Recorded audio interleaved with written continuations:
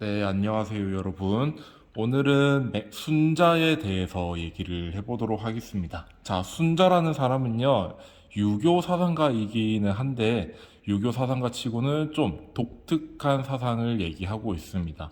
일반적으로 우리가 여태까지 배웠던 공자, 맹자와 같은 유교 사상가와는 좀 오히려 반대되는 입장이 아닌가라고 생각이 들 만큼 독특하긴 한데 또 특이하게도 유교 사상가로 분류가 되고 있거든요. 왜 이 사람이 유교 사상가인지 그리고 어떤 면에서 다른 유교 사상가들과 차이점이 있는지 같이 알아보도록 합시다. 자, 이 순절한 사람은요, 역시나 맹자와 마찬가지로 전국시대의 사람이고, 그만큼 굉장히 혼란한 시대에 살고 있었다라고 얘기할 수 있겠습니다. 자, 그래서 굉장히 혼란한 시기다 보니까 어느 정도 강력한 뭔가가 이제 사람들을 이제 강제할 뭔가 강력한 힘이 필요하다고 얘기하는데, 그런 내용을 주로 이루고 있어요. 그러면 같이 알아보도록 합시다. 자, 먼저 하늘에 대해서 얘기를 할 건데요. 선생님이 유교의 특징을 얘기할 때 유교에서는 하늘을 기본적으로는 도덕천의 입장에서 바라보고 있다라고 얘기했었습니다. 자, 그런데 순자는요, 도덕천의 개념이 아니라 자연천의 개념으로 바라보고 있습니다.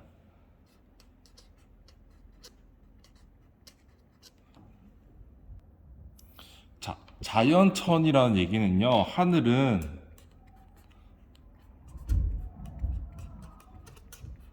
자연물에 불과하다라는 얘기예요.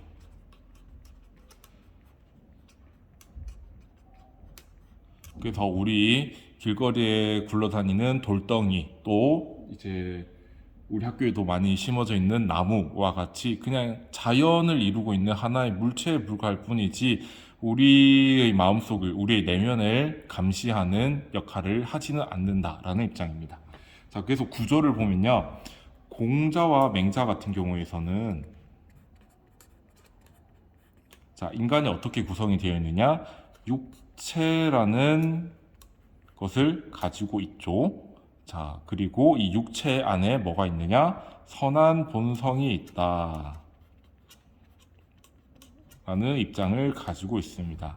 여기 인이라고 얘기를 할게요. 뭐 맹자는 인의 예지, 사덕이라고 얘기하지만 일단 기본적으로는 인을 선한 본성으로 보고 있다라는 점에서는 차이점이 없었죠. 자, 그런데 순자는요. 하늘이 이제 공자 맹자에서는 이 선한 본성을 누가 줬나요? 도덕천, 하늘이 인간에게 부여하는 선한 본성이었죠. 자, 그런데 순자는요. 선한 본성을 주는 그런 존재가 없습니다. 왜? 하늘은 자연물에 불과할 뿐이니까. 그래서 우리 인간은 기본적으로는 이 육체가 가장 바탕이 되는데 이 육체가 어떤 성격을 가지느냐? 욕구, 욕망을 만들어냅니다. 우리가 이제 육체 안에 입이라는 기관이 있기 때문에 무엇인가를 먹고 싶어 하고 눈이라는 것이 있기 때문에 아름다운 것을 보고 싶어 하는 것처럼 육체가 있기 때문에 욕구와 욕망을 가지게 됩니다. 자, 그런데 순자는 이 욕구와 욕망이 선한 방향으로 흘러가는 것이 아니라 악한 방향으로 흘러간다라고 생각을 해요. 그래서 이제 바로 이어서 같이 알아보도록 하겠지만 순자는 인간의 본성을 악하다라고 보고 있습니다.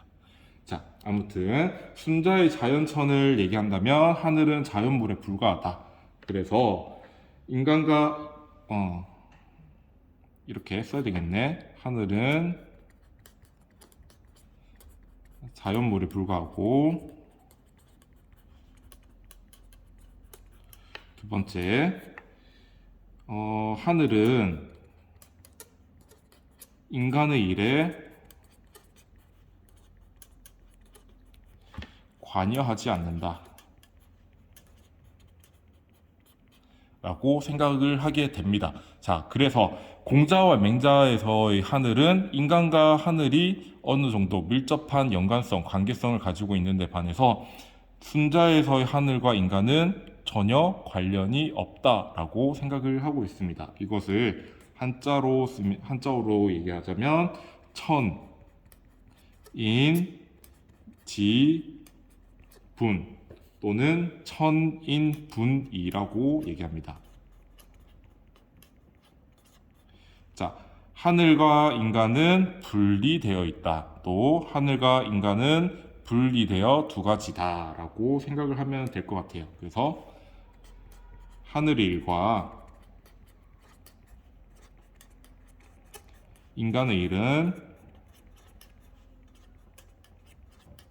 독립적이다 라고 표현할 수 있겠습니다. 이렇게 하늘에 대해서의 관점이 굉장히 다릅니다. 그리고 이제 이어서 얘기하는 것은 다 이것을 바탕으로 나오는 얘기예요. 아까 말했듯이 순자는 인간에게 선한 본성을 부여하는 존재가 아니다, 없다라고 생각을 하잖아요. 자, 그래서 인간은 자신의 삶을 위해서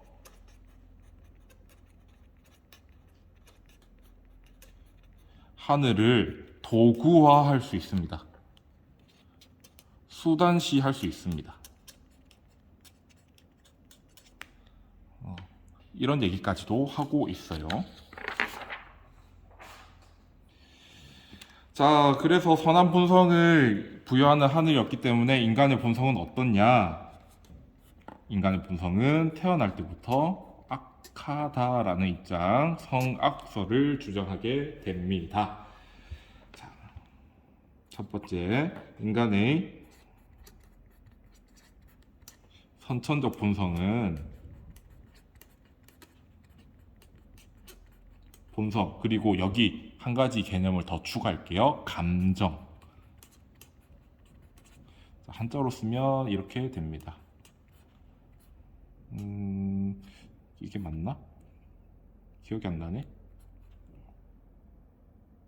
이거 아니다. 한자는 이렇게 써요. 자, 인간의 본성과 감정은 악하다. 자, 그러면 이 악한 본성을 가만히 내버려 두면 사회는 어떻게 흘러갈까요? 당연히 사회 혼란이 심해지겠죠. 그리고 인간의 본성대로 살게끔 내버려 두면 오히려 사람들이 서로를 반목하겠죠.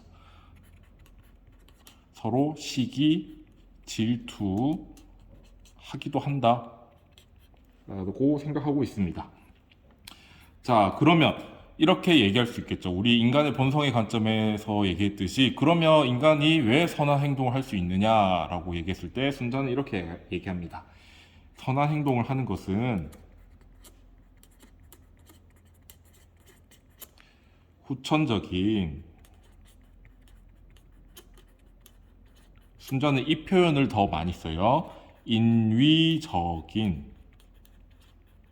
노력의 결과다. 자, 여러분, 학교를 다니면서 우리는 이런 행동이 좋은 행동이고 이런 행동을 해야만 해 라고 교육을 받잖아요. 순자도 마찬가지예요. 우리가 선한 행동을 하는 이유는 무엇이냐? 이제 스승님이나 또는 좋은 책을 읽음으로써 감명을 받고 그것을 실천한 결과 선한 행동을 하게 된다라고 생각하게 됩니다. 자, 그래서 학습지 보면 재화는 한정되어 있으므로 인간이 악한 본성대로 살면 반드시 다툼이 발생한다. 왜? 인간은 악한 본성과 악한 감정을 가지고 있기 때문이다. 자, 박스 한번 읽어볼게요. 사람들이 착해지려고 하는 것은 본성이 악하기 때문이다. 사람은 얕으면 두터워지기를 바라고 복이 흉하면 아름다워지기를 바라며 좁으면 넓어지기를 바라며 가난하면 부유해지기를 바라고 천하면 귀해지기를 바란다. 진실로 자신에게 없는 것은 반드시 밖에서 구하게 되는 법이다. 라고 얘기하고 있습니다. 자, 그래서 이런 입장으로 맹자의 성선설을 비판하는데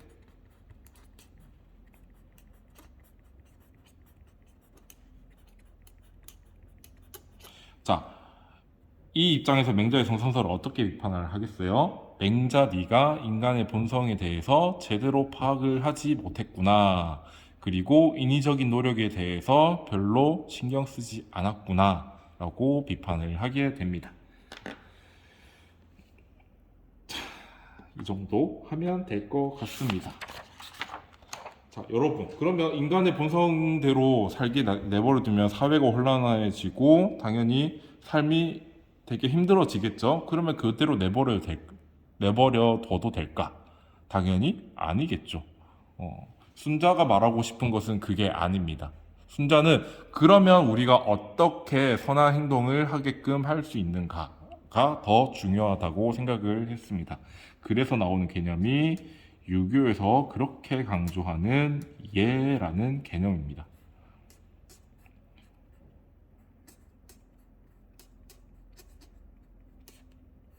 자, 이 예라는 개념.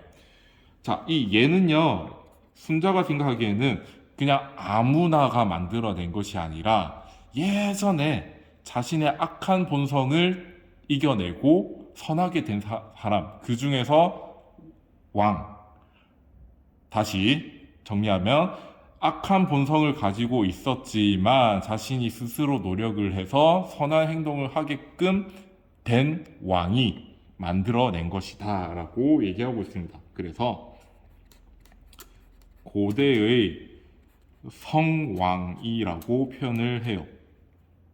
성왕, 성인과 같은 왕이라고 생각을 하면 되겠습니다.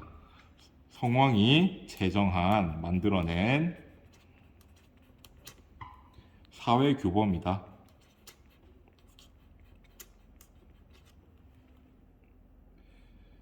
자, 그러면 이 예가 어떤 역할을 하는지 선생님이 얘기를 해볼게요. 일단 이 예를 기준으로 해서 우리가 뭘 할 수 있느냐? 악한 본성을 또는 감정을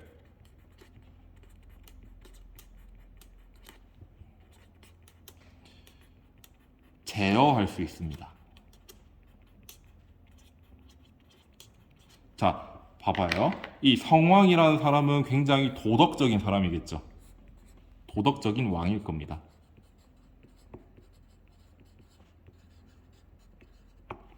자, 이 도덕적인 왕이 만들어낸 예 안에 나쁜 짓을 해라라는 얘기가 있을까요? 당연히 선한 행동을 하라라는 얘기가 많겠죠. 그래서 우리가 원래 가지고 있던 악한 본성을 잘 컨트롤할 수 있게끔 만들어주는 역할을 한다. 그리고 착한 행동을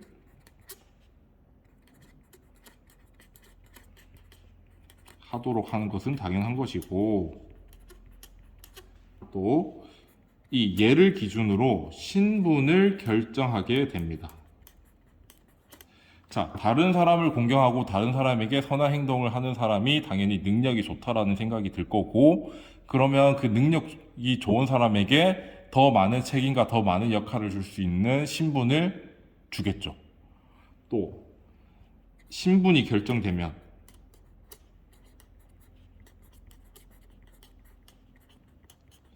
그에 걸맞는 분배를 해야 된다라는 얘기도 할 수 있을 겁니다. 자, 그래서 예라는 것이 하는 역할이 굉장히 많습니다.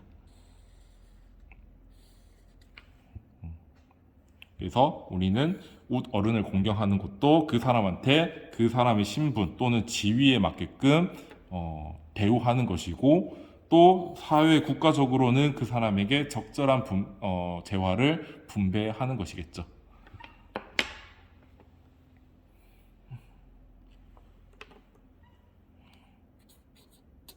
세 번째, 이 키워드는 여러분들 꼭 한번 기억을 해야 될 것 같습니다. 화성기위라는 개념인데요. 순자가 출제가 되면 이 화성기위를 물어보는 빈도가 굉장히 높습니다. 이 화성기위는 이런 거예요. 일단 우리가 스승이나 또는 책을 통해서 예를 학습합니다. 자, 예를 학습하고 그냥 단순히 머리 지식으로만 남겨두면 안 되겠죠. 그것을 실천하는 것을 습관해야 되겠죠.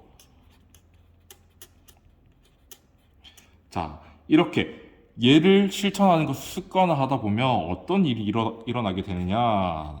내가 이거 여기서는 이렇게 행동해야지라는 것이 아니라 자동적으로 내가 판단하기 전에도 바로 습관처럼 얘를 실천하게 되는 거죠.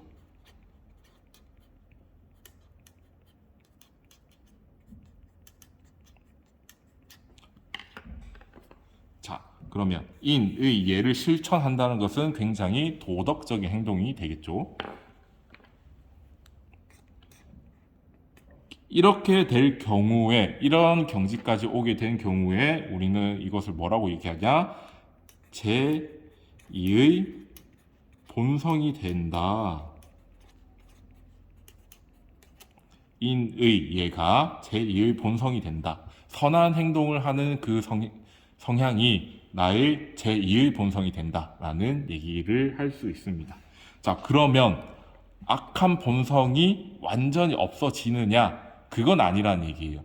그거는 태어날 때부터 우리가 가지고 있는 것이기 때문에 완전히 없앨 수는 없는데 우리가 그런 악한 본성이 드러나지 않도록 선한 본성으로 덮어버린다 라는 그런 뉘앙스로 받아들이면 됩니다. 그런 것을 화성기위라고 합니다.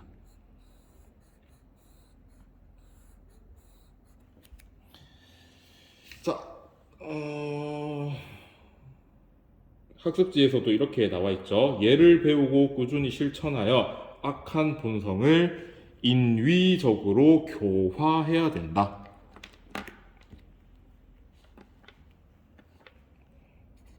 얘를 학습하고 실천하는 것을 습관화해서 악한 본성을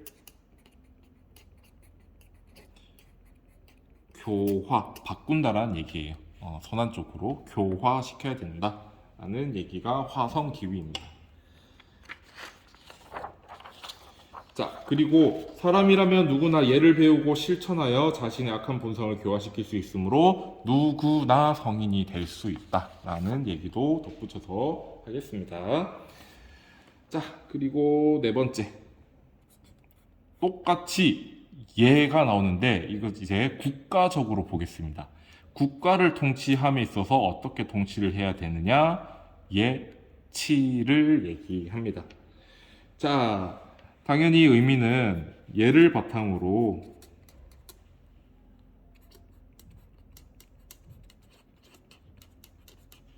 국가를 통치하라는 얘기입니다. 자, 그래서 국가적으로 예를 기준으로 이때는 신분제 사회였죠. 계층, 계급이 다 있었습니다. 귀천, 천한 사람과 귀한 사람과 천한 사람을 구분하고 또 상하, 위아래 사람을 구분한다. 또 그에 맞는 역할, 또 관직 분배해야 된다. 이럴 경우에만 그 국가의 질서가 바로 잡힌다.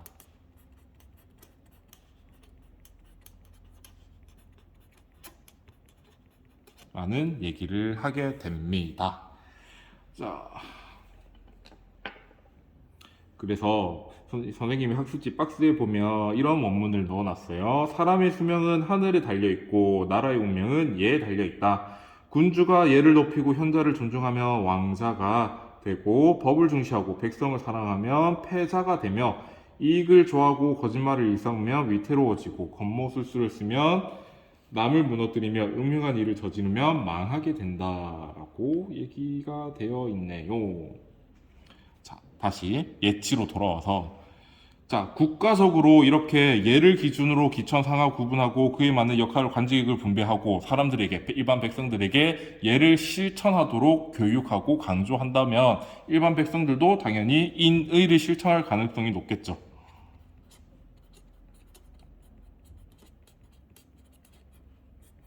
인과 의를 실천할 가능성이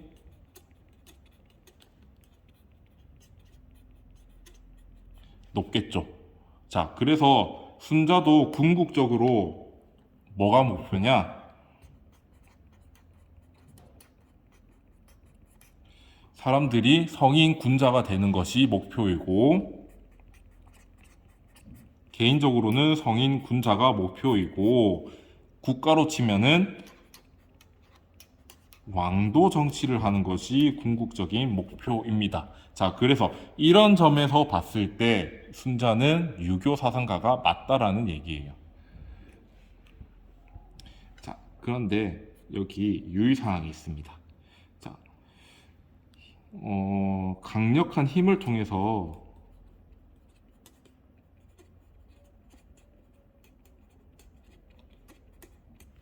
질서를 바로잡는 정치가 있잖아요.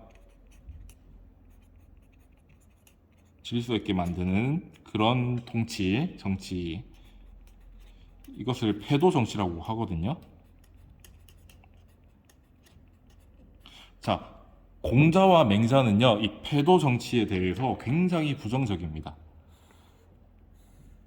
왜? 그것은 힘으로 일반 백성들을 찍어 누른다라는 것은 뭐 질서를 만드는 데도 도움이 안 되고, 게다가 인간의 선한 본성을 해칠 수 있다라고 생각을 하기 때문이에요. 자, 그런데 순자의 생각은 좀 달라요. 순자가 살던 시기는 굉장히 혼란스러운 시기라고 얘기를 했죠. 그래서 어떤 생각을 가지게 되냐면, 일단 질서를 바로 잡을 수 있다면 어느 정도 허용할 수 있다. 물론 그렇게까지 엄청나게 긍정적이다라는 얘기는 아니에요. 패도 정치를 허용할 수는 있다라는 게 핵심입니다. 맹자와 공자는 이 패도 정치를 아예 거부해요. 근데 순자는 긍정은 한다. 그렇지만 목표는 뭐다? 당연히 왕도 정치가 더 우위에 있고 더 좋은 정치다. 그리고 더 도덕적인 정치다라고 얘기하고 있습니다. 그래서 어쩌다 한 번씩 이것을 물어보기도 하더라고요. 모의고사 또는 수능에서. 여러분들 혹시나 관심 있으면 꼭 기억을 해주면 좋을 것 같아요.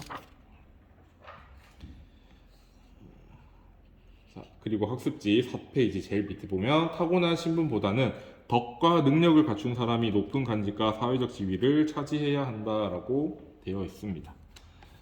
이것도 여러분들 참고로 하면 되겠습니다. 자, 순자의 사상은 이 정도로 하면은 그렇게 어렵지는 않았을 것 같아요. 그리고 이 정도가 여러분들 알면 대부분의 문제들은 풀 수 있지 않을까라는 생각이 듭니다. 자, 여기서 수업이 끝나는 게 아니라 유교와 관련해서 더 추가적으로 알아야 될 인물이 있습니다. 이제 묵자라는 사람이 있습니다.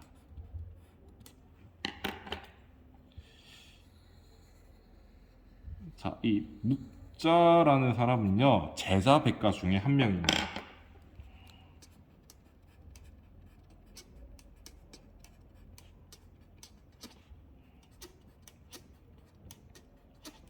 자, 이 제자 백가 중에 한 명으로서 묵자는요, 어떤 특징이 있냐면, 여러분들이 그냥 묵자에서 알아둬야 될 개념은 겸애라는 개념입니다. 자, 여러분, 선생님이 유교의 특성과 공자 사상할 때 인이 사랑의 정신이라고 얘기했잖아요. 사랑애. 자, 사랑의 정신이라고 얘기했는데 이때 이는 어떤 특성을 가진다? 분별적이고 단계적이다라고 얘기했었죠. 자, 그런데 묵자가 말하는 이 겸애는요, 단계적이지도 않고요, 분별적이지도 않아요. 자, 친구의 아버지를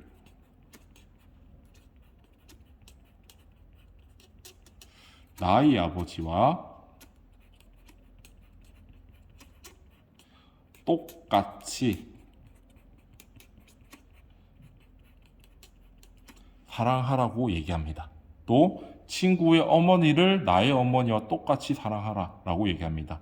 또 나의 친구를 나의 형제와 똑같이 사랑하라고 얘기합니다. 분별적이지가 않아요.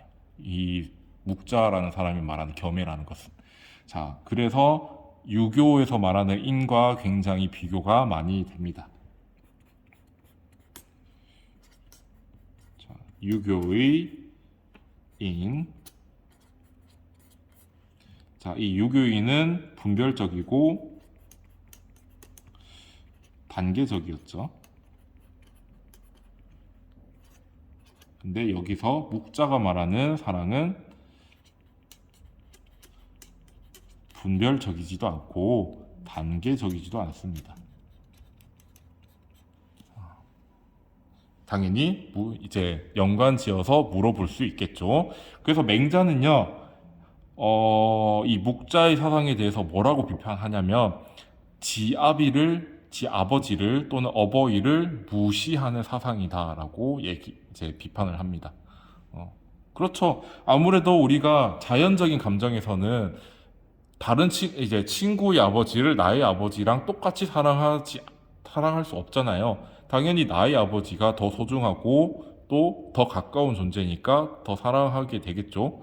그런데 묵자가 얘기하는 겸해라는 것은 친구의 아버지와 나의 아버지를 똑같이 사랑하라고 얘기하니까 나의 아버지를 무시하는 것 아니냐라는 비판을 받을 수도 있습니다. 저는 맹자가 말했던 그 비판이 좀 타당하다라는 생각이 들어요. 아무튼 이런 개념을 얘기하는 묵자라는 사람이 있다는 거 기억을 하면 좋겠습니다. 또 이 사람이 얘기했던 것 중에 하나가 또 뭐 있냐면 이로움, 또 이익을 굉장히 중시합니다. 그래서 이제 실용적인 것을 굉장히 좋아합니다. 이런 특징도 가지고 있어요. 그래서 여러분들 혹시 관심 있으면 윤리와 관련된 또는 철학과 관련된 책들이 시중에 많이 판매되고 있거든요. 그래서 묵자 사상을 보면 꽤 재밌습니다. 일화도 굉장히 많은 편이고, 그래서 여러분들 한번 심심할 때 재미삼아 읽으면 또 이해에 도움이 될 것 같습니다. 아무튼 이 정도.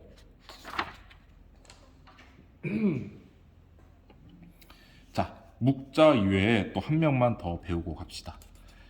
이 한비자라는 사람인데요. 자, 이 한비자도 제자 백가 중에 한 명입니다.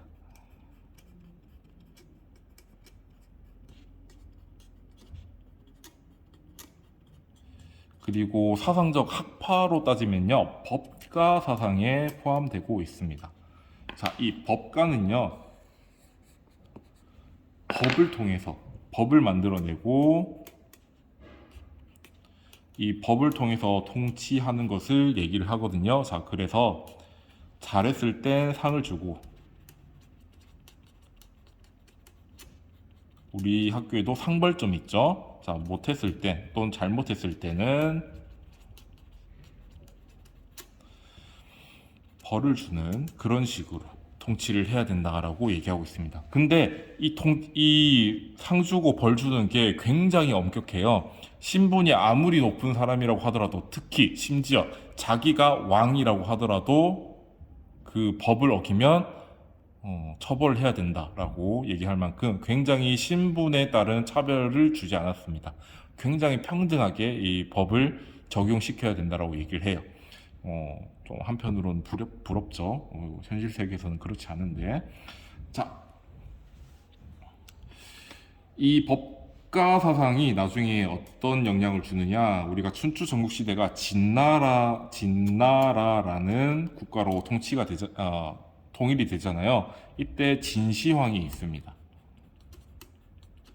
자, 이 진시황이 통치를 하고 싶은데 법가의 사상을 끌어들여서 통치를 하고 싶어 합니다. 그래서 꿈에서라도 이 한비자라는 선생님을 만나봤으면 좋겠다라고 얘기를 합니다.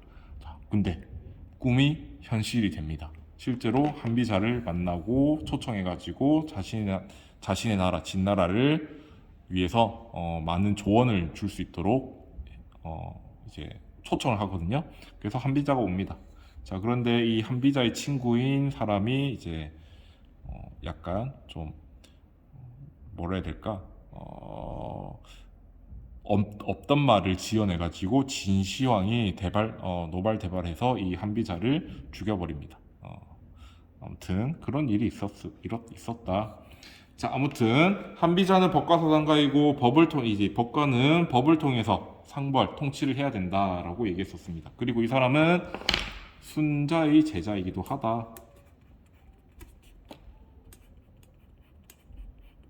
자, 한비자는 순자의 제자입니다. 많은 영향을 받았습니다. 그래서 특히 성악설을 지지합니다. 그럼 한비자도 성악설 지지자라는 얘기가 되겠죠. 그런데 순자와 한비자의 성악설에는 큰 차이점이 있습니다. 자, 순자의 성악설은요, 우리가 예를 배우고 예를 실천하게 되면은 인의 예라는 것을 실천하게 되고, 당연히 좋은 행동을 하는 것이 제2의 천성, 나의 본성이 된다라고 얘기했죠. 화성기유 얘기했습니다. 그래서 교화가 가능하다라고 보고 있습니다. 바꿀 수 있다. 이제 나의 성향을 바꿀 수 있다라고 생각을 해요. 자, 그런데 한비자는요, 인간의 이 악한 본성은 교화 불가능하다라고 얘기합니다. 자, 그래서 이렇게 강력한 법을 통해서 나쁜 행동을 못하도록 찍어 눌러야 된다라고 얘기를 하는 거예요. 바뀌지 않으니까, 악한 본성은. 이런 차이점이 있습니다. 그래서 종종 이렇게 한비자와 순자의 성악설을 이제 제시해가지고 비교해라라고 물어보는 경우도 한 번씩 있긴 했었습니다. 그래서 여러분들도 기억을 하면 좋을 것 같아요. 자, 그리고 이 법을 통해서 통치를 해야 된다는 것은 유교에서 덕치와 또 비교가 되기도 합니다. 공자가 말했잖아요. 아무리 형벌을 강력하게 해서 백성들에게 강요를 한다고 하더라도 그렇게 되면은 백성들은 걸리지만 않으면은 된다라는 생각에서 부끄러움이 없어진다라고 얘기합니다. 오히려 자애로운 사랑의 정신인 인, 그리고 예를 통해서 통치하는 것이 좀 더 도덕적이고 사람들이 바르게 된다라고 생각을 하잖아요. 그래서 유교에서 말하는 덕치와 반대되는 입장에서 강력한 법을 통해서 찍어 눌러야 된다라는 생각은 비교될 수도 있습니다. 여기까지 하면 여러분들 대충 알고 있어야 할 내용은 한 것 같아요. 아무튼 이렇게 해서 고대 중국 사상가인 공자, 맹자, 순자라는 유교 사상가에 대해서 얘기를 했습니다. 자, 다음 시간부터는요, 이제 시간을 이동을 할 겁니다. 충추 전국시대를 지나고 진나라를 지나고 한나라를 지나고 그리고 그 다음에 당나라, 그쵸? 당나라를 지나고 이제 송나라 시대로 갈 겁니다. 자, 송나라 시대의 유교 사상, 그리고 송나라 시대의 유교 사상이 끝나면 명나라 시대의 유교 사상에 대해서 얘기를 하고 그 이후에는 한국의 유교 사상에 대해서 얘기를 할 거예요. 이제부터는 진짜 어렵게 느껴질 겁니다. 굉장히 한자어도 많이 나오고 철학적으로 접근을 많이 하기 때문에 좀 많은 친구들이 힘들어 하니까 여러분들 교과서나 또는 관련된 책을 읽으면서 배경 지식을 쌓아두면 굉장히 많은 도움이 될 거라고 선생님이 장담을 할게요. 그러니까 여러분들 선생님도 이제 수업을 여러분들에게 잘 이해가 되도록 준비를 하겠지만 그래도 여러분들도 어느 정도 준비가 필요할 것 같다라는 생각이 드네요. 자, 아무튼 이렇게 순자, 묵자, 한비자 얘기를 끝내도록 하겠습니다. 오늘 하루도 고생 많았고 다음 시간에 보도록 하겠습니다. 안녕. 끝.